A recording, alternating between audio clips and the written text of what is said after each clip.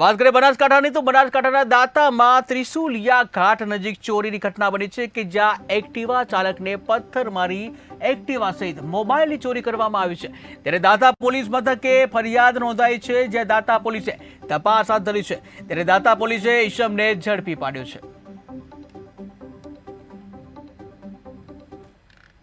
તારીખ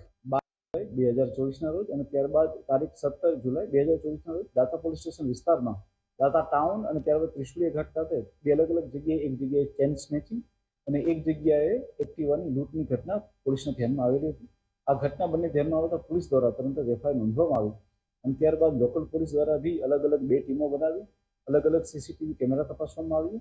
અને ત્યારબાદ જે છે એ આરોપીની શોધખોળ માટે એલસીબીની ટીમની સાથે રહી અને લોકલ પોલીસની ટીમે ખૂબ જહેમત કરી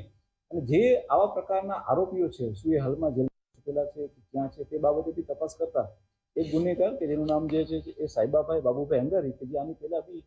ચોરી અને લૂંટમાં આવેલો છે તેની ઉપર અમને શંકા જતા એના તપાસ કરવામાં આવી અને ત્યારબાદ જે છે એની સાથેનો બીજો આરોપી એટલે કે લીંબાભાઈ કાળાભાઈ અંગારી એમની બી ધરપકડ કરવામાં આવેલી છે।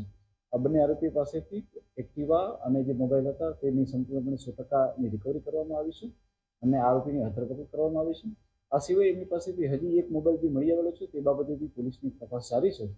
આ રીતે જોતા દાંતા પોલીસ સ્ટેશને ખૂબ જ ટૂંકા ગાળામાં આ બંને જે લૂંટ હતી તેની સફળતાપૂર્વક ડિટેક્ટ કરી નાખી છે અને આરોપી હાલમાં જે જેલમાં છે અને તેમની પોલીસ રિમાન્ડ બી હાલમાં ચાલુ છે।